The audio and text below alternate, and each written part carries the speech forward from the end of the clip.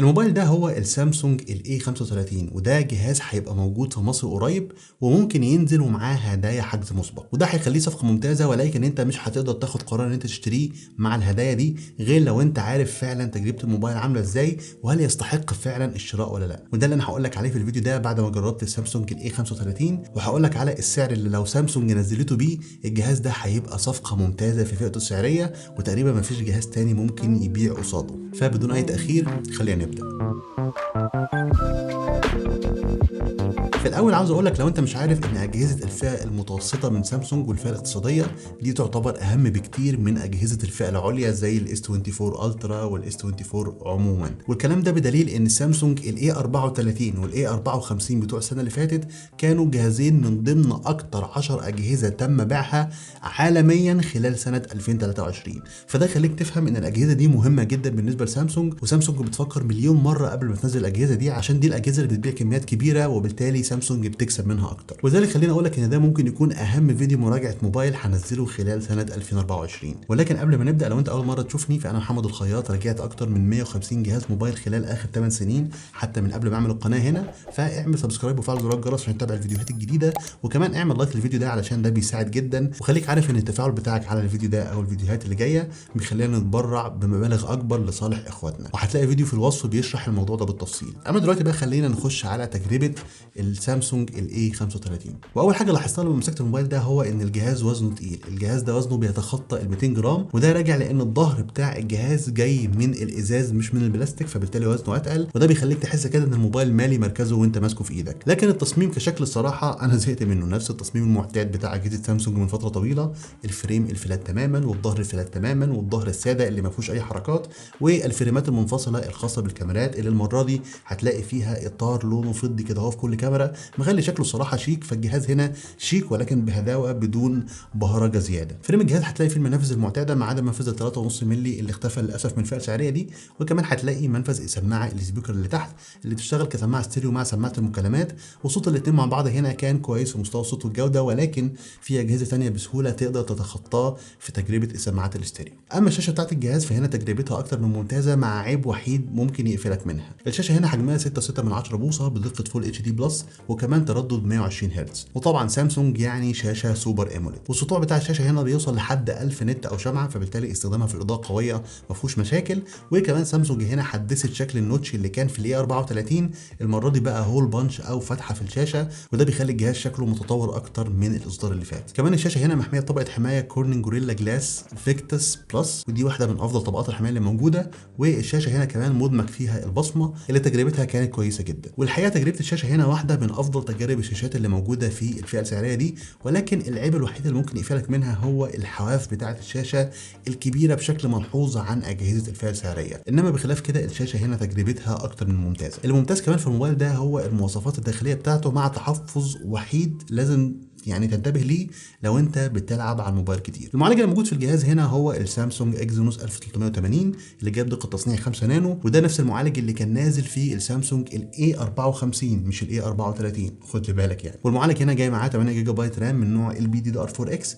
وكمان الذاكره الداخليه جايه بحجم 128 او 256 جيجا، وجايه من نوع يو اف اس 2.1 اللي يعني هي سريعه، ولكن في اجهزه في نفس الفئه السعريه ممكن تبقى جايه بنوع ذاكره اسرع شويه. خلطه المواصفات دي على بعضها بتديك تجربه كويسه جدا على سعر الجهاز، سرعه فتح التطبيقات، التبديل ما بينها، حتى لو استخدامك تقيل الجهاز هنا عارف يسد معاك. وحتى تجربه الجهاز في الالعاب هنا كانت سلسه جدا، الجهاز شغال لي ببجي اتش دي ار على الترا، ولو قللت جرافيكس ممكن تشغلها على 60 فريم، وكول اوف ديوتي اشتغلت على هاي جرافيكس وعلى فيري هاي فريم ريت. ولكن هنا انا عندي تحفظ مهم جدا على تجربه الاداء، وهو ان الجهاز ده بيسخن بشكل ملحوظ جدا، ولو انت شخص جايب الجهاز ده للالعاب في الاساس فصدقني الجهاز الجزء اللي حوالين الكاميرا في نص الجهاز كده تقريبا الجزء ده بيسخن جدا، لدرجه ان لو انت تستخدم الموبايل من غير جراب زي ما انا كنت بجربه هتلاقي ان الجزء ده سخن جدا للدرجه اللي تخليك تفضل تبدل في صوابعك علشان الجزء ده مش قادر تستحمل السخونه بتاعته. فدي نقطه الصراحه سامسونج كان المفروض تركز فيها، وكان المفروض تعمل نظام تبريد افضل علشان الجهاز ما يسخنش للدرجه العاليه دي. على الجانب الاخر الواجهه بتاعه الموبايل هنا بتحط الجهاز في حته تاني خالص بعيدا عن باقي المنافسين. الواجهه اللي موجوده في الموبايل هنا هي واجهه سامسونج ال1 UI 6.1 اللي مبنيه على اندرويد 14، وصراحه الواجهه دي انا ما عملتلهاش فيديو للمميزات بتاعتها قبل كده، لو عاوزين فيديو ليها قولوا لي في التعليقات علشان احضره وانزله في اقرب وقت. ولكن الواجهه دي فيها مميزات كتيره جدا. على سبيل المثال اللوك سكرين ممكن تخصصها بشكل حلو جدا تقريبا مشابه للي موجود في الايفون، وكمان ميزه الكالر باليت اللي تقدر من خلالها تغير ثيم الالوان العام بتاع الجهاز. ده غير ميزه الإيدج بانل اللي بيكون فيها اختصارات وتطبيقات وبرامج تقدر تخصصها زي ما انت عاوز. وطبعا ده غير المميزات المعتاده بتاعه الاندرويد زي ميزه السبليت سكرين او ميزه الفلوتنج ويندو. عاوز اقول لك كمان ان الاوبتمايزيشن الكويس بتاع الواجهه ده مساعد في عمر البطاريه. البطاريه الموجوده في الجهاز هنا جايه بحجم 5000 ملي امبير، وهتفضل معاك في حدود 8 ل 9 ساعات من وقت عمل الشاشه، لكن اقرب اكتر ل 8 ساعات. لكن سرعه الشحن الصراحه هي اللي على قدها شويه. الجهاز هنا بيدعم شحن سريع لحد 25 واط بس، وللاسف مش جاي معاه اي شحن في العلبه، والجهاز هياخد تقريبا في حدود الساعه ونص عشان يشحن بشكل كامل من 0 ل 100%. وقبل ما نخش على تجربه الكاميرات علشان دي فيها كلام كتير، خليني اقول لك سريعا تجربه الشبكات في الموبايل ده عامله ازاي. الجهاز هنا بياخد خطين او خط وكارت ميموري، وفي مايك منفصل لعزل الضوضاء. صوت سماعه المكالمات كان عالي وواضح، ولكن للاسف الجهاز ده بيفتقد لمستشعر التقارب،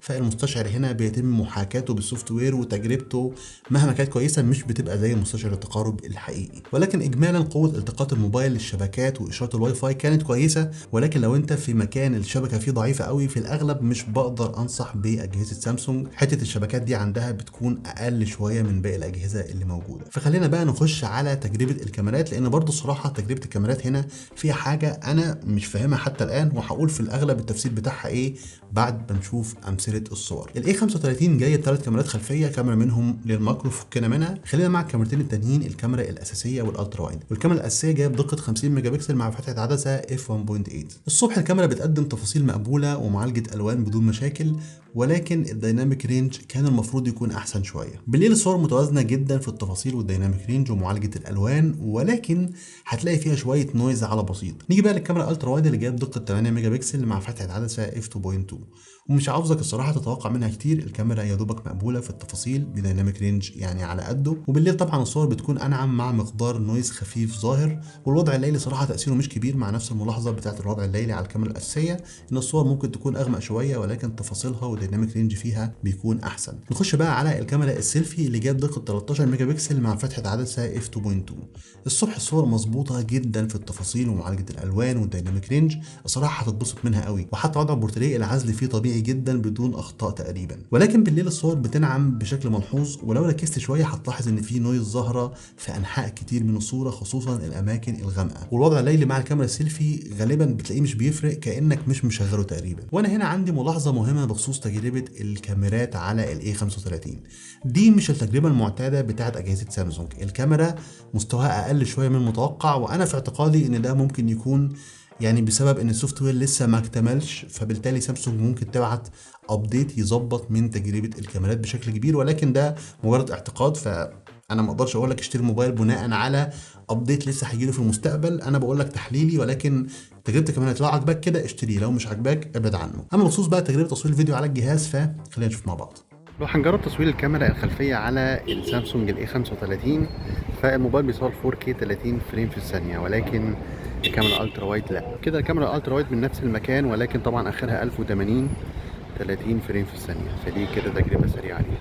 لو جربنا الكاميرا الخلفيه بالليل فالاو اي اس واضح شويه، بحس ان الفريم بيتهز يمين وشمال بشكل غريب شويه، فدي كده تجربه سريعه للكاميرا الخلفيه بالليل. لو هنجرب الكاميرا الالترا وايد من نفس المكان، فالاضاءه فيها او الاكسبوجر بتاع الاضاءه مش حلو، اقل شويه او اقل بشكل ملحوظ عن الكاميرا الاساسيه.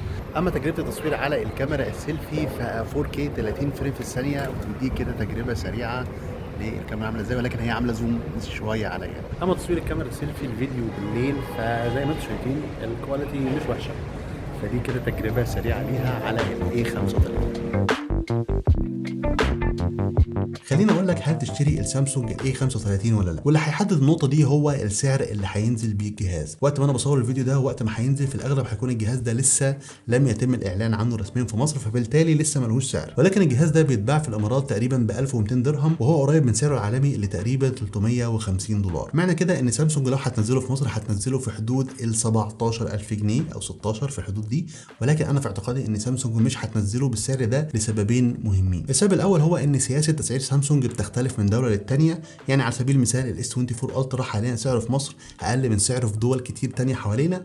والحاجه التانيه هو ان في منافس قوي قوي للموبايل ده، وهو الاوبو الرينو ال 11 اف اللي انا نزلت له فيديو قريب. الجهاز ده يعتبر منافس قوي جدا ليه وبيتفوق عليه في حاجات كتير، فبالتالي الجهازين سعرهم المفروض يكون قريب من بعض. والرينو ال 11 اف سعره في حدود ال 13000 جنيه. فبالتالي السامسونج انا في اعتقادي ماكسيموم السعر اللي ممكن ينزل بيه هو 14000 جنيه فاقل. لو الجهاز نزل بالسعر ده، خصوصا لو نزل في الاول بحجز مسبق ومعاه هدايا، انا شايف ان دي هتبقى صفقه ممتازه للجهاز.